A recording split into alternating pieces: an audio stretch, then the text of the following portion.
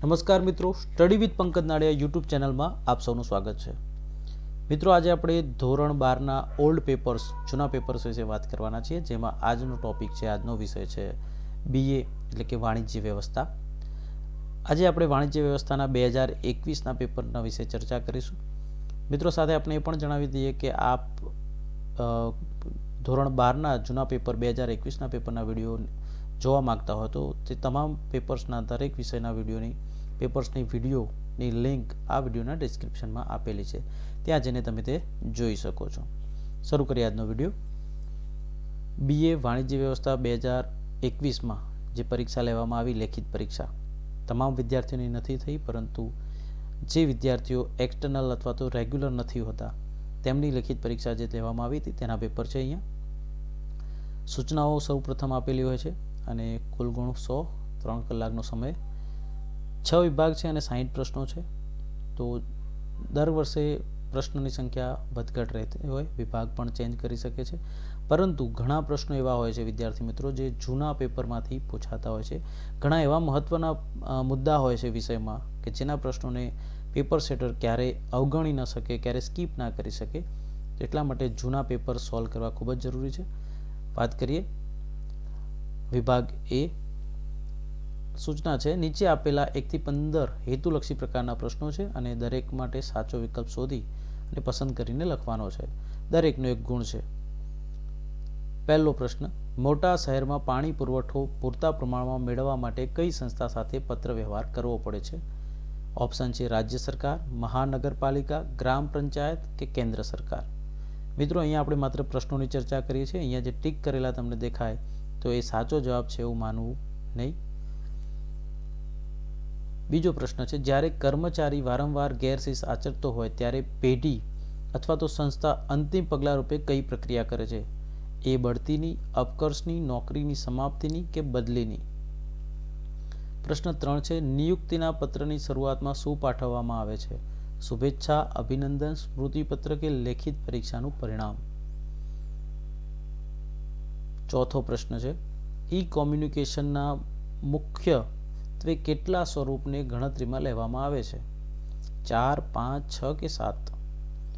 પ્રશ્ન 5, રજૂઆતની સફળતા નક્કી કરવામાં નીચેનામાંથી કોનો સમાવેશ થતો નથી? તો એ રજૂઆતની પ્રભાવકતા, બી ટેકનોલોજીનો ઉપયોગ, સી શ્રોતા અથવા તો પ્રેક્ષકોની ગ્રહણ શક્તિ, ડી રજૂકર્તાની જાતિ. છઠ્ઠો પ્રશ્ન, શેરની કેવી વહેંચણી શરૂઆતથી જ રદબાતલ છે? અનિયમિત, ગેરકાયદેસર, જાહેર ભરણા પહેલાની કે ખાનગી ધોરણે કરવામાં આવેલી. સાતમો પ્રશ્ન, 2 હપ્તા વચ્ચેનો સમયગાળો ઓછામાં ઓછો કેટલો હોવો જોઈએ? 1 માસ, 2 માસ, 3 માસ કે 4 માસ. આઠમો પ્રશ્ન, શેરધારક નાદાર જાહેર થાય ત્યારે ફરજિયાત ફેરબદલી થાય, મરજિયાત ફેરબદલી થાય, આંશિક ફેરબદલી થાય કે ફેરબદલી ન થાય. દેશના વિકાસની પ્રશ્ન 9, દેશના વિકાસની પારાશીશી તરીકે કયા બજારને ઓળખવામાં આવે છે?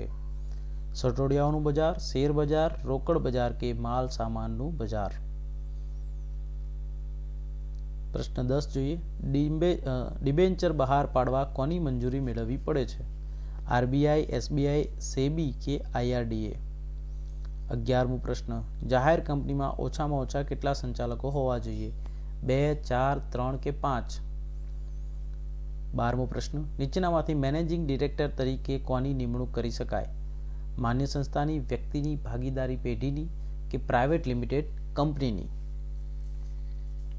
13મો પ્રશ્ન, નીચેના પૈકી કાર્યસૂચિ અંગે સેક્રેટરીની ફરજોમાં શાનો સમાવેશ થતો નથી?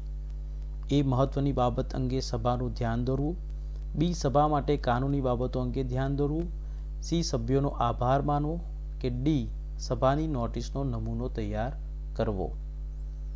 પ્રશ્ન 14, કંપનીની સભામાં મતદાન દરમિયાન સરખા મતો પડે ત્યારે કોણ પોતાનો મત આપી શકે છે? એ સેક્રેટરી, બી લેણદારો, સી સભાપતિ કે ડી ડિરેક્ટર. પ્રશ્ન 15, કંપની ધારાની જોગવાઈ અનુસાર કંપનીએ કઈ સભા બોલાવવી ફરજિયાત છે? વાર્ષિક સામાન્ય સભા, કાયદેસરની પ્રાથમિક સભા, અસામાન્ય સભા કે ડી સંચાલક મંડળની સભા. તો આ મુજબ વિભાગ એના પ્રશ્નો જોયા આપણે. હવે વિભાગ બી ની વાત કરીએ. નીચેના 16 થી 30 સુધીના પ્રશ્નોના એક વાક્યમાં જવાબ આપવાના છે. દરેકનો 1 ગુણ છે. દરેકનો 1 ગુણ છે. 16 થી 30 પ્રશ્નોમાં એક વાક્યમાં જવાબ 15 ગુણ.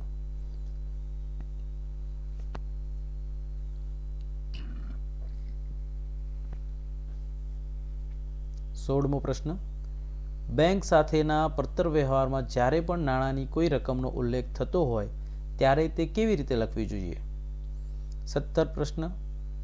જાહેર ઉપયોગી સેવાઓમાં કઈ કઈ સેવાઓનો સમાવેશ કરી શકાય?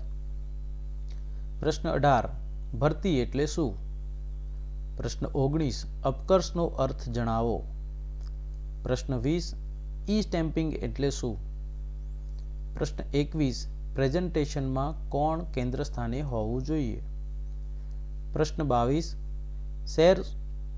શેર સોંપણી એટલે શું? પ્રશ્ન 23. ડિવિડન્ડના પ્રકારો જણાવો. પ્રશ્ન 24. શેર હોલ્ડરો માટે શેર એ કયા પ્રકારની મિલકત ગણાય? પ્રશ્ન 25. અદાલત વાલી કે ટ્રસ્ટીની નિમણૂક ક્યારે કરે છે? પ્રશ્ન 26. કન્વર્ટિબલ ડિબેન્ચરનો અર્થ આપો.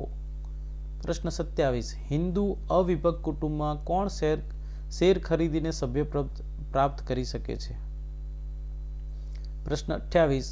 વર્તમાન સમયમાં કંપનીનું સંચાલન કોના દ્વારા થાય છે? પ્રશ્ન 29. કંપનીની સભાઓના કેટલા પ્રકાર છે? અને પ્રશ્ન 30. ગણ સંખ્યા એટલે શું? તો આ મુજબ આપણે વિભાગ બી ના 30 સુધીના પ્રશ્નોની ચર્ચા કરવાની છે. 16 થી લઈને 30. એ પ્રમાણે તમારે એક એક વાક્યમાં જવાબ આપવાનો રહે. હવે વિભાગ સી ની વાત કરીએ, જેમાં 31 થી 40 સુધીના પ્રશ્નોમાંથી કોઈ પણ 7 પ્રશ્નોના ટૂંકમાં જવાબ આપવાના છે, જે 2-2 ગુણના જવાબો લખવાના રહેશે. 31મો પ્રશ્ન છે, બેંકને કઈ બાબતો માટે ફરિયાદ પત્રો લખવામાં આવે છે? 32મો પ્રશ્ન છે, સ્થાનિક સ્વરાજ્યની સંસ્થાઓમાં કઈ સંસ્થાઓનો સમાવેશ થાય છે? 33મો પ્રશ્ન, બઢતી અંગેના કારણો જણાવો. પ્રશ્ન 34. શેરના કાયદાકીય હસ્તાંતરણ અંગેના ફક્ત સંજોગો જણાવો. તો અહીંયા ફક્ત સંજોગોની વાત કરવાની છે. 35મો પ્રશ્ન, ડિબેન્ચરના પ્રકારો જણાવો. 36મો પ્રશ્ન, ડિબેન્ચર અને ડિબેન્ચર પ્રમાણપત્ર એટલે શું? પ્રશ્ન 37. ગૌણ કંપની કયા સંજોગોમાં શાસક કંપનીનું સભ્યપદ પ્રાપ્ત કરી શકે? પ્રશ્ન 38. નોમિની ડિરેક્ટરની નિમણૂક ક્યારે કરવામાં આવે છે?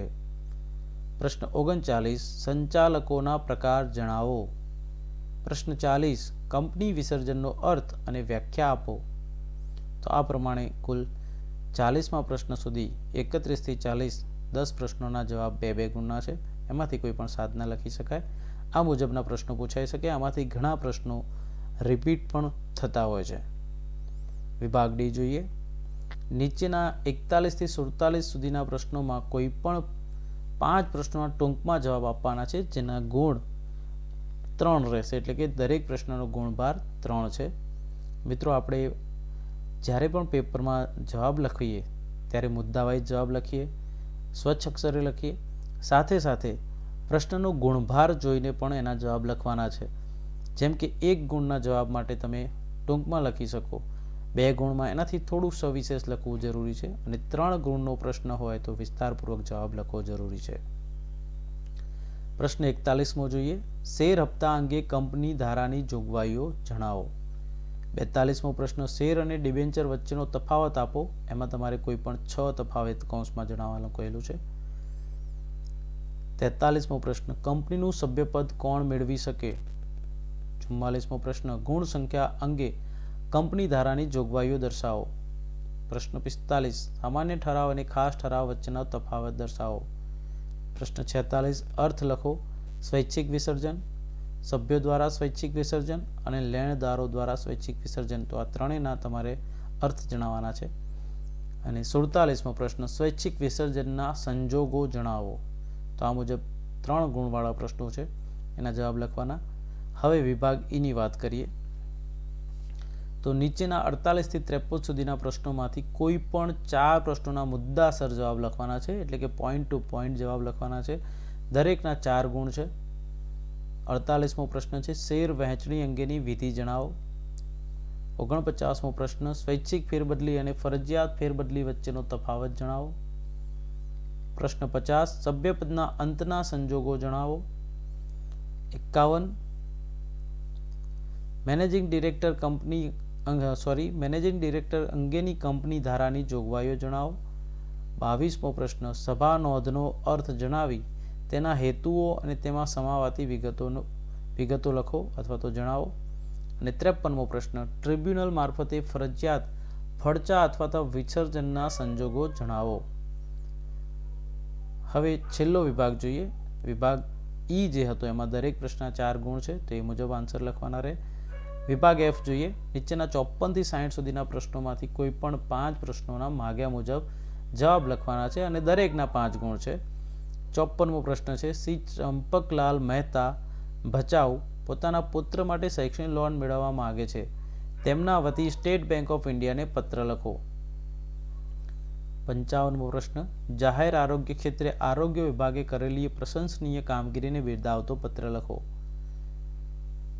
56મો પ્રશ્ન આપના શહેરના જાહેર માર્ગો પર લારી ગલ્લાનું દબાણ વધવાથી પડતી મુશ્કેલીઓ અંગેનો પત્ર લખવાનો છે.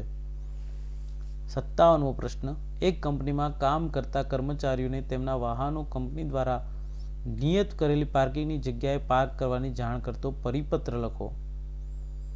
58મો પ્રશ્ન શ્રી શુભમ ત્રિવેદીને રૂબરૂ મુલાકાત માટે હાજર રહેવા જણાવતો પત્ર લખો. દ્વારકા 59મો પ્રશ્ન દ્વારકા આરોગ્ય વિભાગ વતી હેલ્ધી સેનિટાઈઝર મેન્યુફેક્ચરિંગ કંપનીને 500 લીટર સેનિટાઈઝર ખરીદવા માટેનો ઓર્ડર આપતો ઈમેલ લખો. અને 60મો પ્રશ્ન છે રજૂઆત અથવા તો પ્રેઝન્ટેશનમાં ધ્યાનમાં રાખવા લાયક બાબતો વિગતવાર લખવાની છે. તો આ મુજબ બીએ એટલે કે વાણિજ્ય વ્યવસ્થાનું પેપર પૂછાઈ શકે છે. ઘણા બધા પ્રશ્નો લગભગ 30 થી 35% પ્રશ્નો એવા હોય છે જે વારંવાર પૂછાતા હોય છે. એનું ફોર્મેટમાં ક્યાંક નામ વગેરે ચેન્જ કરીને પૂછવામાં આવતા હોય છે. તો આવા પેપરની તમે તૈયારી કરશો તો 100% સફળતા મળશે મિત્રો. અગાઉથી આપને આવનારી વાર્ષિક પરીક્ષા માટે ખૂબ ખૂબ શુભકામનાઓ.